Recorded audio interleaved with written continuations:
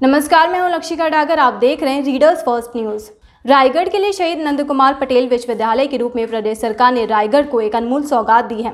विश्वविद्यालय की स्थापना से रायगढ़ वासियों और छात्र समुदाय की उम्मीदों को पंख लग गए।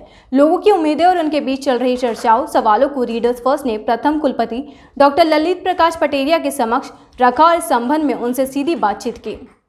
मधुरभाषी डॉक्टर पटेरिया 3 दशकों से भी ज़्यादा समय से शैक्षणिक जगत से जुड़े हुए हैं। प्रबंधन में सुपर स्पेशलिस्ट डॉक्टर पटेरिया के दीर्घकालीन और व्यापक अनुभव का लाभ नवजात विश्वविद्यालय को प्रारंभ से ही मिल रहा है। अत्यल्प संसाधनों के सहारे ही डॉक्टर पटेरिया ने अब तक बेहद कुशलता से व्यवस्था का संचालन किया है। विद्यार्थी और प्रबंधन के बीच संतुलन साधने की कला में निपुण डॉक्टर पटेरिया ने बहुत साफ गोई से सारे सवालों के जवाब दिए। पेश है डॉक्टर पटेरिया से बातचीत के प्रमुख अंश। आज हम आपको शहीद नंद कुमार पटेल यूनिवर्सिटी के प्रथम कुलपति से रूबरू कराने जा रहे हैं। जी नमस्कार सर, आप यहाँ पे रायगढ़ में शहीद नंद कुमार पटेल यूनिवर्सिटी में प्रथम कुलपति के रूप में यहाँ पदस्थ हुए हैं। तो हम अब तक के आपके सफर के बारे में अपने पाठकों और दर्शकों को बताना चाहेंगे। छत्तीसगढ़ के पूर्वांचल में ये नवीन विश्वविद्यालय स्थापित हुआ है। छत्तीसगढ़ सरकार ने इसकी स्थापना सन 2020 में की और 25 नवंबर 2020 से ये क्रियाशील हुआ है। इस विश्वविद्यालय में अभी वर्तमान में रायगढ़ और जांजगीर जिले के जितने भी महाविद्यालय हैं उन महाविद्यालयों का संचालन और उसमें अकादमिक विकास के लिए विश्वविद्यालय स्थापित हुआ है। हम प्रारंभ में जो परेशानियां आती हैं उनसे निकलकर अभी वर्तमान में किरोड़ीमल पॉलिटेक्निक कॉलेज से संचालित यह विश्वविद्यालय हो रहा है। KIT का जो पुराना भवन है वो इस विश्वविद्यालय को आवंटित हो चुका है और जमीन आवंटन के लिए भी जिला प्रशासन से हम बातचीत कर रहे हैं और हम ऐसा उम्मीद करते हैं कि मार्च के महीने के अंत तक या अप्रैल के महीने की शुरुआत में हमको जमीन भी आवंटित हो जाएगी। प्रारंभिक परेशानियां तो जरूर हैं इस विश्वविद्यालय में, लेकिन यहाँ की जनता का सहयोग और हमारे कर्मचारियों की कर्तव्य निष्ठा के कारण हम अपने जो भी प्रोग्राम बनाए हैं, जो भी प्लान हमने किया है, हम उसको अभी तक प्राप्त करने में सफल हुए।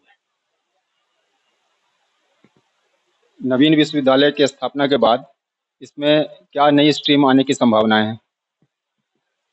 नवीन विश्वविद्यालय में जो हमारी विश्वविद्यालय की सामान्य गतिविधियां जो होती हैं उनके अतिरिक्त यहाँ पर शिक्षण विभाग को भी खोला जाना प्रस्तावित है।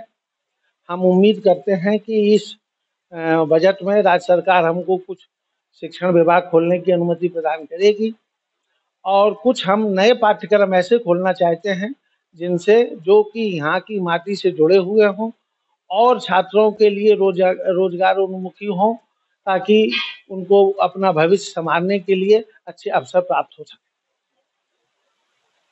क्या कैंपस सिलेक्शन जैसे नवाचार की यहाँ पे व्यवस्था हो पाएगी? जी, हम लोग उसके लिए प्लान किए हुए हैं और जैसे ही हमारा शिक्षण विभाग चालू होगा वैसे हम जो भी कंपनियां हैं उन सबसे संपर्क करके कैंपस सिलेक्शन के लिए उनको विश्वविद्यालय में आमंत्रित करेंगे और छात्रों को ये सुविधा प्रदान करने का प्रयास करेंगे। सर, इस वर्ष परीक्षा को लेकर के और अन्य चीज़ों को लेकर के छात्र और प्रबंधन के बीच में कुछ गलतफहमियां पैदा हो गई थी।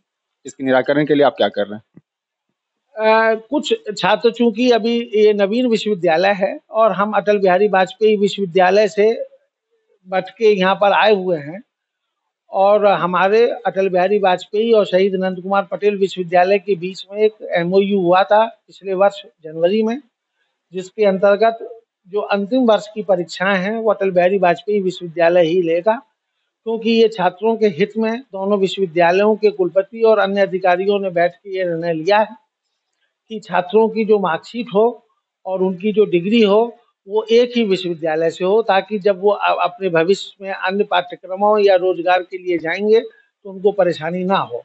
इस व्यवस्था के तहत कुछ परेशानियां हुई हैं, लेकिन उनका निराकरण कर लिया गया है और हमने व्यापक रूप से सभी महाविद्यालयों के प्राचार्यों से भी निवेदन किया है कि छात्रों को बताएं और इस वर्ष की जो पिछले वर्ष प्रथम वर्ष की परीक्षा जो हुई थी वो शहीद अनंत कुमार पटेल विश्वविद्यालय के नाम से अटल बिहारी वाजपेयी विश्वविद्यालय ने संचालित की थी। वो छात्र इस वर्ष द्वितीय वर्ष में आ गए हैं और हम इस वर्ष प्रथम वर्ष और द्वितीय वर्ष के छात्रों की परीक्षाएं स्वयं ले रहे हैं।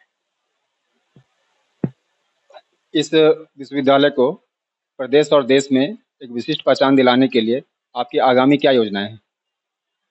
ये हमारी शुरू से ही हमारी और हमारे अधिकारियों का ये जो है एक सपना है कि इस विश्वविद्यालय को छत्तीसगढ़ ही नहीं, देश ही नहीं, विश्व में भी एक अलग पहचान हम दे सकें।